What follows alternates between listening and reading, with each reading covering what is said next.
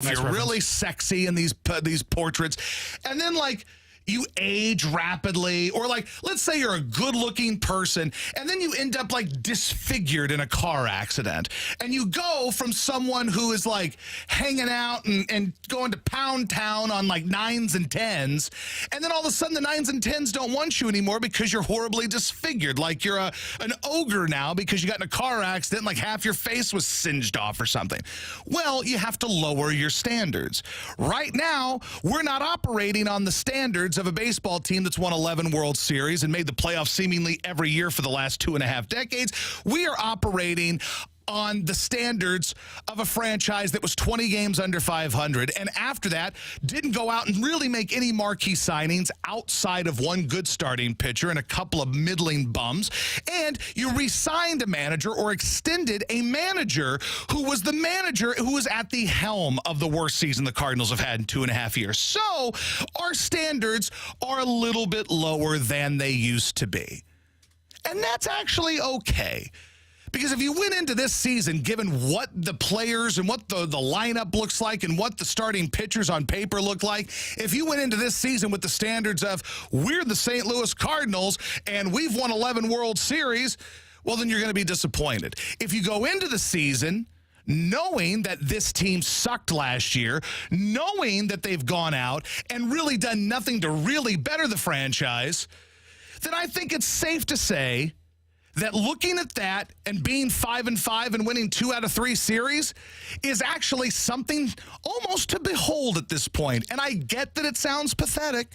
I'm aware.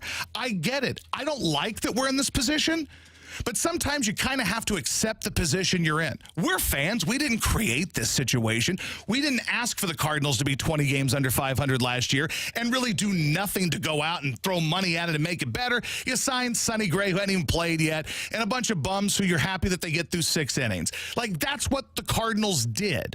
That's not our fault, but the standards have lowered. And maybe one day the standards will be higher. Maybe in 2 years, 3 years, next year, maybe we'll be back to being we're the St. Louis Cardinals and we should have higher standards.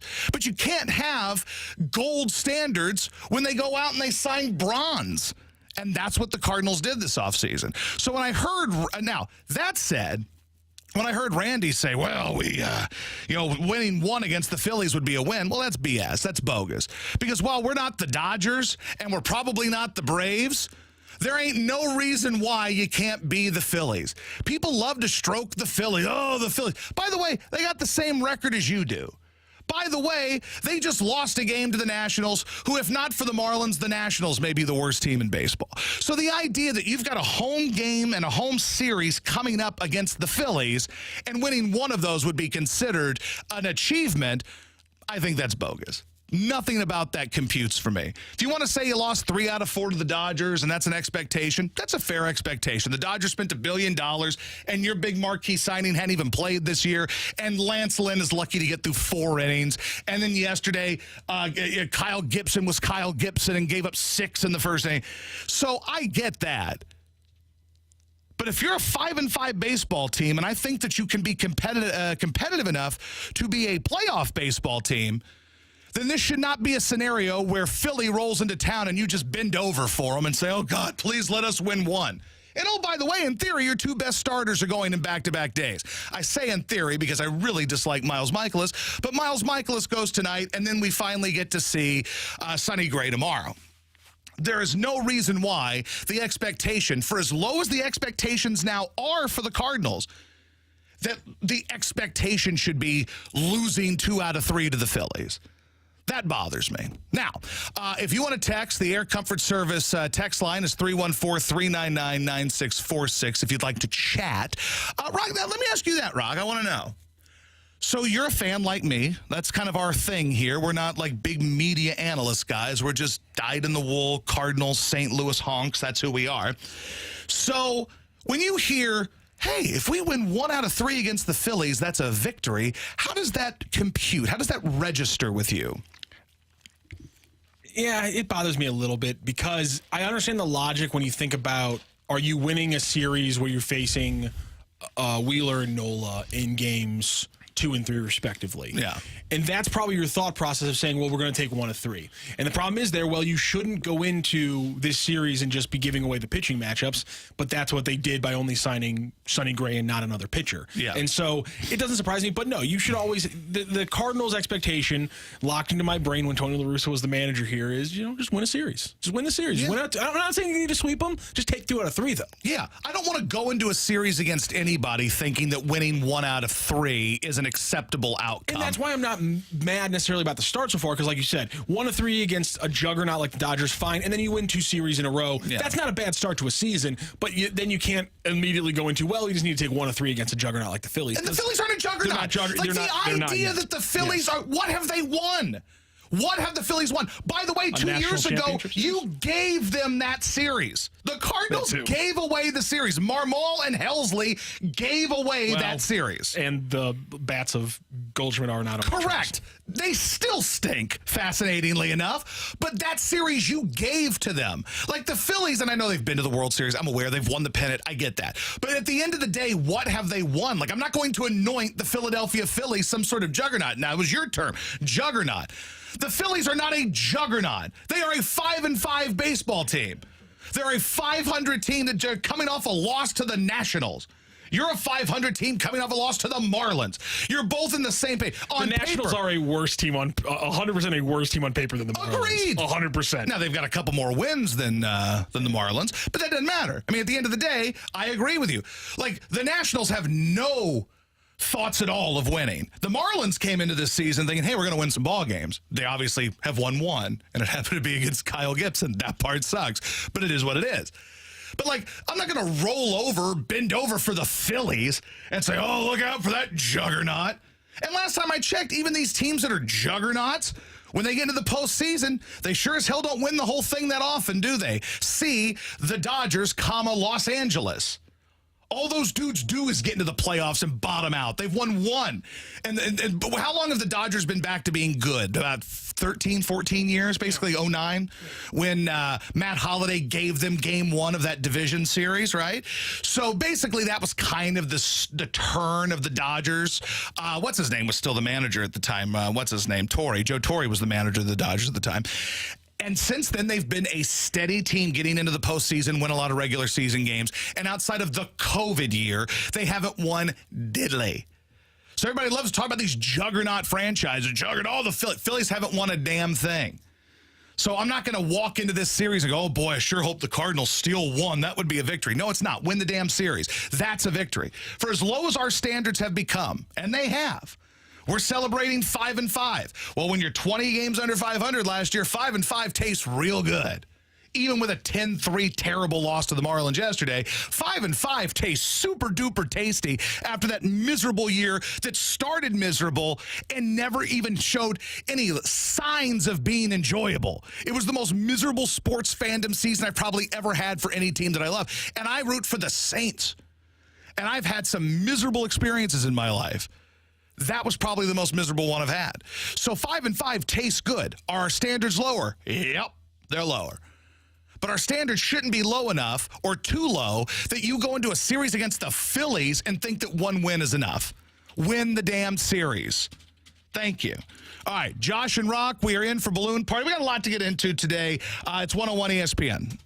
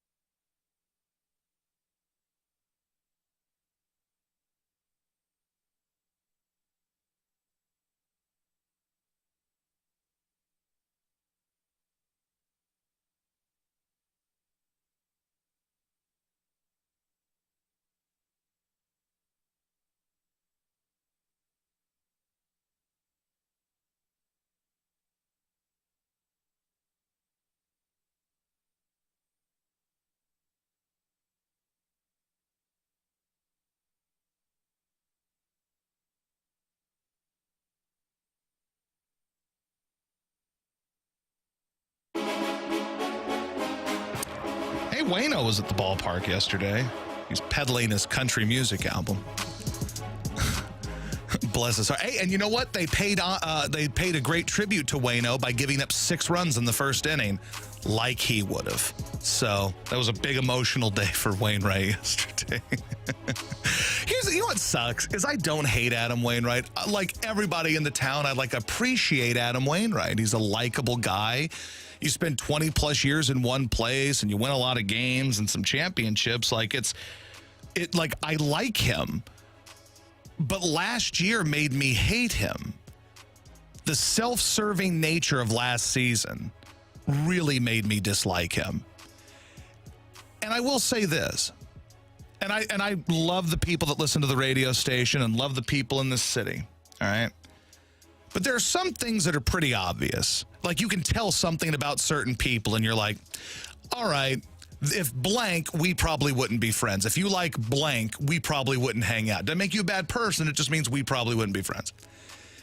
If you are someone who spends your money on Adam Wainwright's country music, you and I probably would not be friends. Now, I don't dislike you. You're probably a great person. You maybe go to church, or not that makes you a great person or doesn't, but maybe you go to church, you treat your kids well, you love your wife, whatever. You might be a wonderful human. If you spend your money on Adam Wainwright's dumb country music, we would not be friends. Probably. And now, look, that doesn't mean everything I do makes sense.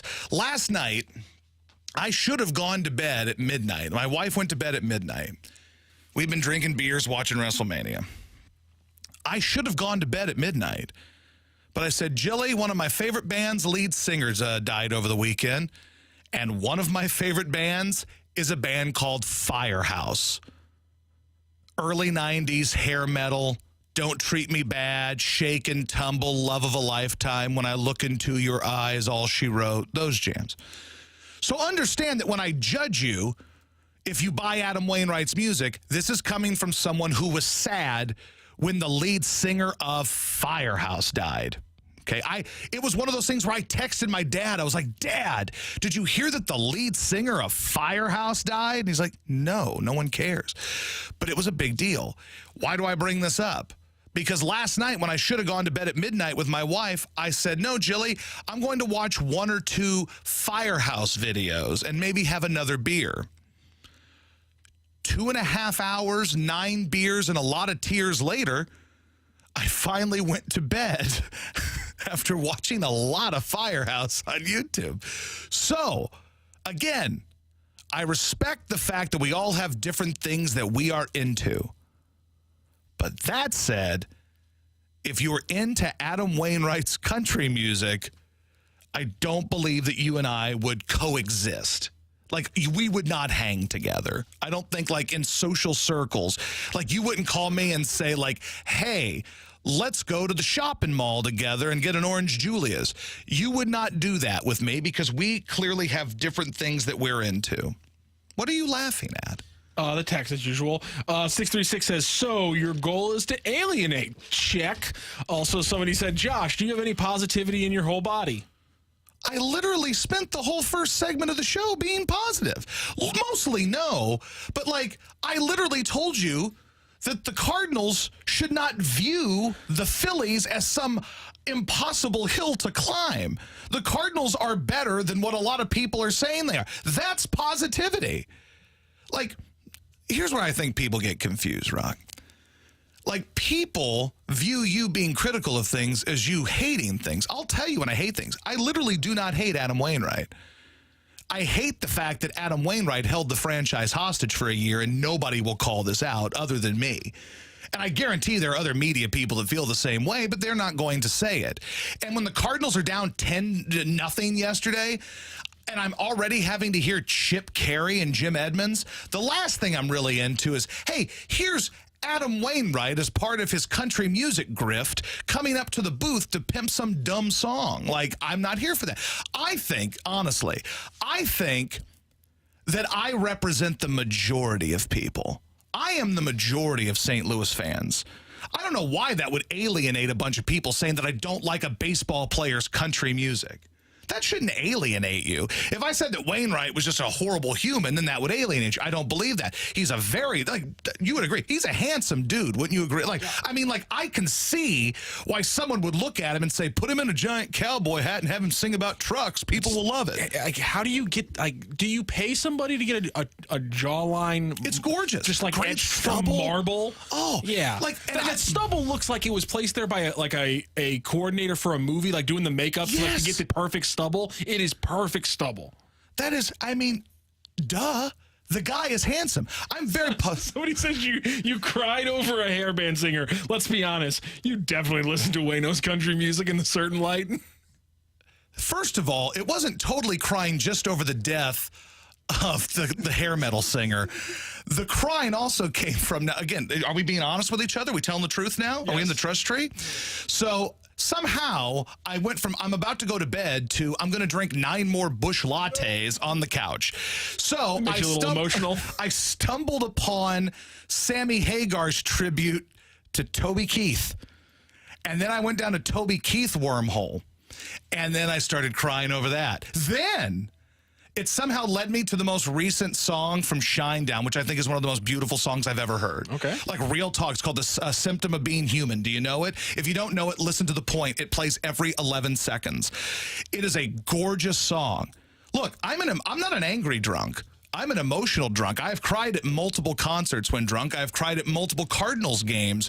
Dude, when I'm drunk enough or I hit that certain level of drunk, the Clydesdales will, Here Comes the King on opening day will bring tears. I'm a crier. I don't even need the booze. We're like two Dick Vermeils here. Like all you gotta do is like say, hi, Judge, hi. But I don't like to cry in front of people. So my wife, when I tell her this, she's like, I've never seen you cry. Yeah, because I'm not gonna cry in front of you. I wait until you go to bed and I start watching Firehouse videos and I'm sad that the guy is dead, and then I cry. That's how I am. All that said, I would not cry listening to Adam Wainwright's country music. I cry at the idea that people buy it. It's a grift. Like people talk about political grifts all the time, like, oh, the right-wing grifts and the left-wing. Let me tell you something. Adam Wainwright, the second he could get his ass out of St. Louis, got his ass out of St. Louis, is down in Georgia, and he's pumping out country music. The only people that would buy it are us. I want to know if somebody actually went to the Zach Brown Band concert on Friday, and if they got there for the opener, and if they actually enjoyed it. I want to know. I want to hear your honest in-concert assessment. But you can't. It's like judging your child. Like if you go, like, okay, my dad used to come to my basketball games. You're saying the Venn diagram of people who love Zach Brown Band and would be honest about not liking Adam Wainwright is 2 circles? Correct. Okay. There is no overlap. Fair enough. Okay. If you're in St. Louis, there's nobody who's going to go to that concert and be like, you know what? I don't think Adam Wainwright was that good. And it's passable. Like, I've heard it. Like, he's a passable thing. But as I said the other day, I think Wainwright comes across as a guy who won a contest, or like he's got 3 months left to live, so they're letting him sing country music. Is like some kids want to go to Disneyland or like, you know, meet a famous athlete before they die. Like, hey, I want to be in the ring at WrestleMania. Like, okay, well, you're going to die soon. That's sad. Here you go. Make a wish. Adam Wainwright comes across as a Make-A-Wish kid that has been given this opportunity to sing country music. And like when he's not around, everybody's like, oh yeah, you're a great country singer. And then like when he turns his back, they're like, he's awful. Like that's the vibe I get. And then he walks in with his big cowboy hat on. He's a pretty good second career singer. He's fine. Like, I mean, listen, he would murder karaoke. I mean, he'd absolutely kill karaoke. But would he? I think the key about karaoke is you got to know the songs that get people into it. No one wants to hear some folksy country song at karaoke. That's a try-hard move. If Adam Wainwright stood up in the middle of St. Louis and just said the phrase, "I'll put a boot in your ass," it's the American way. I mean, the wave of just 40,000 people. If he was singing that song, people would go nuts. He'd kill it. No, I don't disagree with that. But I'm also someone who comes from a long line of karaokeers. And a long line of people like my dad who take karaoke. The lovers of the silent orchestra, if you will. There you go. I like that. Thank you. My dad once invited me to come watch him perform, as he put it, at a daiquiri place in Baton Rouge. I'm driving to town. He goes, Josh, I'm performing tonight at the Daiquiri Hut. I'm like, you're performing tonight at the Daiquiri Hut? He goes, yeah. I'm like, what do you mean you're performing? Yeah, karaoke. So I walk in, and this is the God's honest truth. My wife had never met my dad at the time. This is 12 years ago. She had never met him. We were dating, never met him. We walk into the Daiquiri Hut in Walker, Louisiana, Okay. where my dad is, quote, performing. And so he's sitting on a stool. There's a man I've never seen before standing behind him with his hand on his right shoulder. They both have microphones, and they are singing Summer Breeze by Seals and Crofts. If you know anything about Summer Breeze by Seals and Crofts, you know that that is among probably the worst karaoke songs of all time. Like, you might as well just sing The Wreck of the Edmund Fitzgerald at this point. Like, here's a 9-minute story song about a ship sinking. Like, it is the worst karaoke song in history.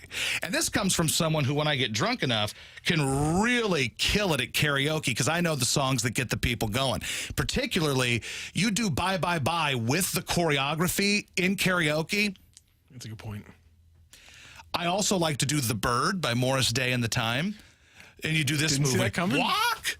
Hallelujah. Oh, you got to do that. It's important too, like, there's an element, like, you got to sing really fun songs, or you got to do songs that are like more like R&B-ish type urban songs. Like, look, I know this is not popular because Mr. R. Kelly is seemingly a monster of a human. But the remix of Ignition is like a GOAT all-time karaoke song, and it will get the crowd going, especially trying to win them over. If they're like, what is this guy? Oh, we're bored. Somebody just came up here and did The Wreck of the Edmund Fitzgerald. This is horrible. If you get up there and just, now usually I don't do this, but go ahead and break them off, little previews of the remix. Oh, now, I'm not trying to be rude, but hey, pretty girl, I'm feeling you. The way you do the things you do reminds me of my Lexus Coupe. That's why I'm all up in your grill, trying to get you to a hotel. Must be a football coach, the way you got me playing the field. So baby, give me that toot toot. I want to give you that beep beep. Running her hands through my fro, bouncing on 24. Listen, I will say this.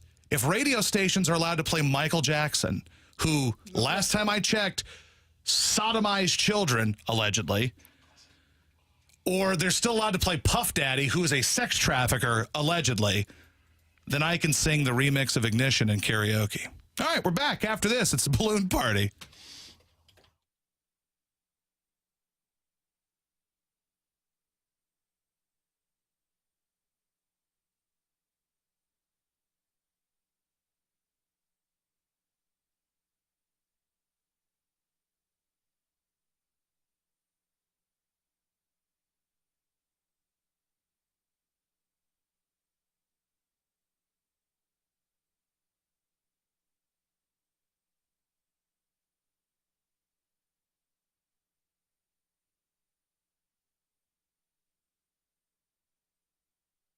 When selling your home, you want the most money and the least hassle. That's exactly what you get when you work with our friend and trusted realtor, Gloria Liu, with Your Home Sold Guaranteed Realty. Hi, it's Randy, and selling your home is one of the biggest financial decisions you'll ever make. That's why having an expert on your side is crucial right now. That's right, Randy. Other agents out there know that some sellers will choose the agent that tells them the highest price. This can be a dangerous strategy, and most of the time ending up being empty promises. Gloria doesn't make empty promises. She makes guarantees in writing. It's simple. Gloria will guarantee to sell your home at your agreed upon price and time frame, or she will buy it, guaranteed in handwriting. And with Jamie and Randy, you can take it from us and pick up the phone and call Gloria Liu at 314-325-6888. That's 314-325-6888. Or visit GloriaHasTheBuyers.com, 314-325-6888. And again, check her out on the web at GloriaHasTheBuyers.com. Conditions apply. Gloria and seller must agree on price and possession date.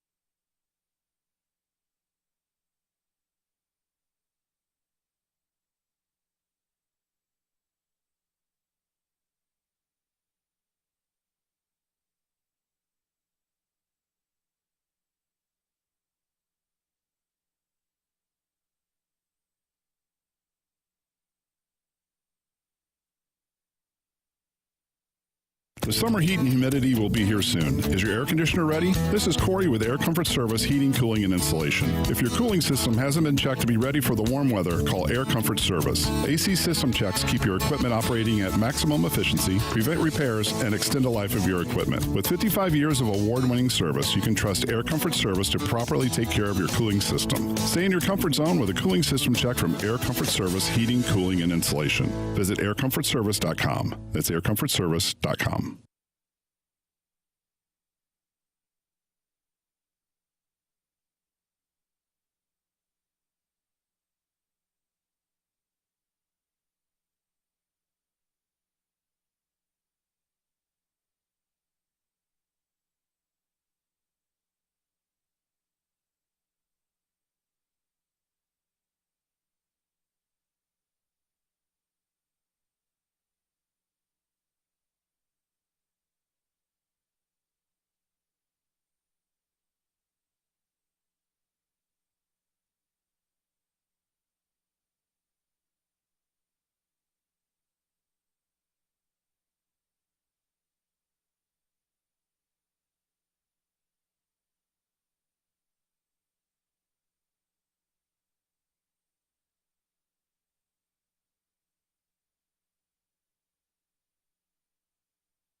Sponsored by Dairy Queen.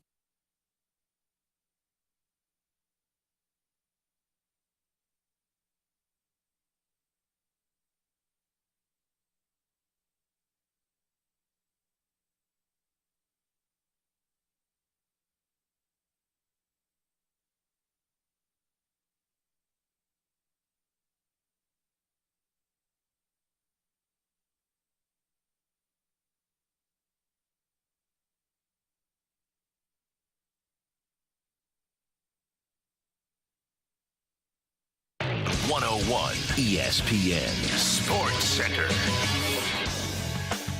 This is Rocky with your Sports Center update, brought to you by Saliga Heating and Cooling. The Cardinals today will start a 3-game series against the Philadelphia Phillies. Spencer Turnbull, the righty, will be the starter for the Phillies. Miles Michaelis will be on the mound for the Cardinals. It's just after 6 p.m. first pitch for the Cardinals tonight. Blues will be back in action after 2 days off on Wednesday. They will host the Blackhawks down at Enterprise Center. You'll be able to catch that game right here on your home for the St. Louis Blues 101 ESPN. No Blues game tonight, so right here on 101 ESPN, you'll be able to catch the national championship game between Purdue and UConn. Pregame show starts at 5:30. That is your Sports Center update, brought to you by Saliga Heating and Cooling, an independent American Standard heating and air conditioning dealer. On 101 ESPN. Apparently, the Cardinals home opener broadcast was the lowest rated Cardinals home opener in like 2 decades. Just reading that. I'm sure there are a lot of factors in it. Most notably, the interest in the Cardinals is the lowest it's been since I've been alive. And I'm 37 years old, and I've been rooting for the Cardinals my whole life. But the first time I really remember being invested in the Cardinals was in 1996. I like those things that pop up on social media where it's like, who was the third baseman of your favorite team when you became a fan? And I'm like, Gary Gaetti. No, really. No one sees coming. Yeah.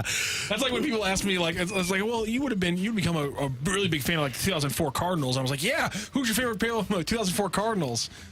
Reggie Sanders? Mike Matheny? It's like, oh, yeah, none of the MV3 there, champ? Okay. Dude, I tell you, I was in love with Reggie Sanders. Like, I just liked the fact that, like, when he'd club a home run, he'd, like, spin out of the box. He had, like, that hop. I loved Larry Walker. Yeah, I did, too. He was just out there, and you were just like, that doesn't look like a baseball player who should be, like, getting paid millions of dollars for an athletic feat. Well, that's the thing about baseball players. The best of them look that way. I understand that Tyler O'Neill is now clubbing home runs once every other at bat now, but he'll break down, and the reason he'll break down is he's wound too tight, and he's wound too tight because he works out. Like, who cares if you're an Adonis? You know who wasn't an Adonis? Willie McGee. Homeboy won the MVP in 1985 while clubbing like -7 home runs. Okay, so, and that dude weighs 114 pounds. So, like, baseball's a fascinating game because, like, really, it's any sport. Who is that dude? and I think he went to Ohio State. Is it Vernon Golston? Does that sound right?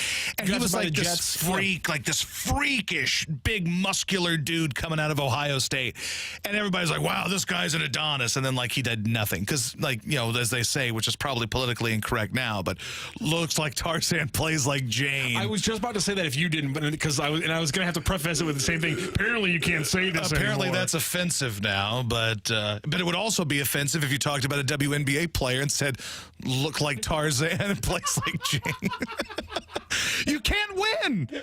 You can't win. But that said, Looks like Tarzan plays like Simmons. How about that? Now, the Cardinals home opener broadcast was the lowest, and I'm sure there are many factors, most notably the fact that the team comes into it with the lowest expectations they've had in forever. But, you know, you've got the stuff going on with Bally's, and there's a bunch of factors in it. People probably are like me and dislike Chip Carey. I choose to believe that's part of the issue. Now, speaking of the TV broadcast, and I did not know this until I moved here, but the social media universe really, really, really, really hates Jim Edmonds. Like, if you say, you know, I don't mind Jim Edmonds, they will hate you. Jeremy Boyer, the Argonist from the ballpark and Enterprise Center, I tweeted about Jim Edmonds, and he responds like, I actually kind of like Jim Edmonds. All of a sudden, people that don't follow me or anything like start attacking Jeremy Boyer for liking Jim Edmonds. So, and I'm sure this isn't a new development, but Rock, why do people hate Jim Edmonds so much? What is, like, I'm not saying he's a great broadcaster by any means, but, like, why do they hate him?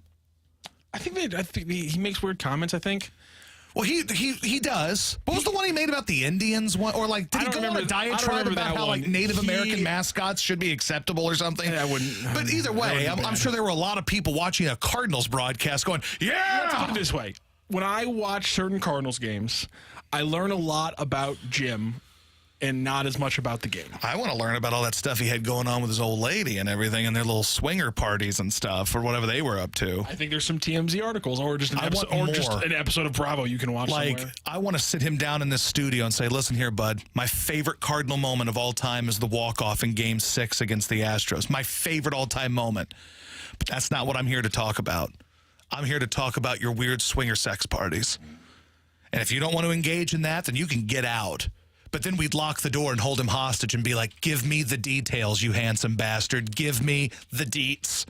But why? Like, I don't know. When I listen to the Cardinals on radio, I feel about those dweebs like it feels like the internet feels about Jim Edmonds. Because, like, it's just weird how we pick and choose which people we like and dislike. Like, I mean, it's almost en masse, the people hate Jim Edmonds. Like, if you say, I don't mind Jim Edmonds, like, they will attack you for that. Like, oh, this guy's an idiot that doesn't know anything. He doesn't mind Jim Edmonds, and, like, they get mad. But if you go out and say, you know who sucks is Rick Horton, and they'll be like, how dare you say that about Ricky Horton? Also, you're a grown man. Stop calling yourself Ricky. You know what? When Ricky Schroeder left Silver Spoons and went to, like, NYPD Blue, he was Rick Schroeder. You are Rick Horton. And then you got the homeboy, oh, let's say here for the third inning, it's Ricky Horton. Ricky? Like, no, you're a grown man. Like, people don't call me Joshy. Like, how would we accept that Rick is one of those names that it was understood that Ricky is a common thing? Like, nobody says, like, your name is, like, Matt. Like, I guess Matty is kind of one of those, right? Like, yeah, Matty is, but, like, no one says Joshy. Yeah, Joshy does seem a little. Yeah, Joshy. But no one says that. But, like, we just accept that Ricky is acceptable for Rick. And it bothers me. Mostly because I hate Rick Horton. Ricky Horton. It's because we started referring to a president as Tricky Dicky, and therefore Ricky became kind of normalized. Maybe it's Was it Ricky Henderson? Maybe it's Ricky, don't lose that number. It's the only one you'll want. There you go. That's another good one. You could use it if you feel better when you get home. Boom, boom, boom, boom, boom. Do you like Steely Dan? I love Steely Dan. Me too. And honestly, how I came to Steely Dan is very odd, which is that I was, like a lot of kids my age, College Dropout and Graduation by Kanye West. Yeah. Very formative albums in my life. Yep. Big fan of, obviously, those two songs. And one day I was in a record store and I heard the hook for Champion. And I was like, that's Champion by Kanye West, but it was not. Because that's when I discovered that that song is sampled off Kid Charlemagne by Steely Dan. And that was the day that I began listening to Steely Dan, and I haven't stopped since that day about 6-7 years ago. I love some Steely Dan. I think a lot of people discovered yacht rock through samples and rap music. Yeah. Like Kid Charlemagne's a fantastic song. another example of that would be Regulators. Yep. Mount Up, Regulate, because that, of course, is Michael McDonald. I keep forgetting.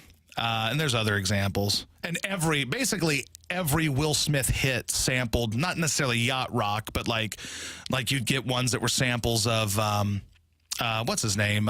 Stevie Wonder is in there. There's a bunch of them, but that's neither here nor there. So look at the text and tell me if people have any reasons why they hate Jim Edmonds. Like, I like, it's weird, and maybe it's just social media. Says he gets in the way of Chip's calls sometimes. That's not a bad thing, because Chip's calls are gross. And by the way, you know what gets in the way of Chip's calls? Being sick every year. That gets in the way of Chip's calls. I will do anything possible to get Dan McLaughlin back on my television. I don't know. Here's how you do it. You open up YouTube from 7 to 10 a.m. on Tuesday through Friday, and you open up YouTube on your smart TV, and bam, Dan McLaughlin's on your television. God, the other day I was watching a call that like meant nothing in the grand scheme of things, but it was when Matt Holliday hit his last home run. The thing that I enjoy about Dan, and this doesn't happen in a lot of cities, and now I'm on a bit of a soapbox here, but very rarely do you get someone who's from that city, loves that city, lives that city, and then becomes the broadcaster for the team. Like Mike Shannon. Mike Shannon is my favorite human that's ever walked the face of the earth. Like, I love Mike Shannon. That picture that came up on Twitter of Al Ravosky in the neck support interviewing Mike Shannon was so perfect. It popped up on Twitter. Josh retweeted it, was talking about it. That picture was incredible. I know. And like Mike would always have like his like members only jacket on. And let me tell you, there was not, and look, Jack Buck's the best baseball broadcaster that's ever walked the face of the earth. You can take your Vin Scully's time for Dodger baseball and all that crap. The best baseball broadcaster who has ever walked this earth is named John Francis Buck, and he was the voice of the St. Louis Cardinals for 1 billion years, and he's my hero and all that, which I know sounds weird because I talk about smut on the radio now, but Jack Buck was my hero, okay? So Jack Buck and Mike Shannon, what are you laughing?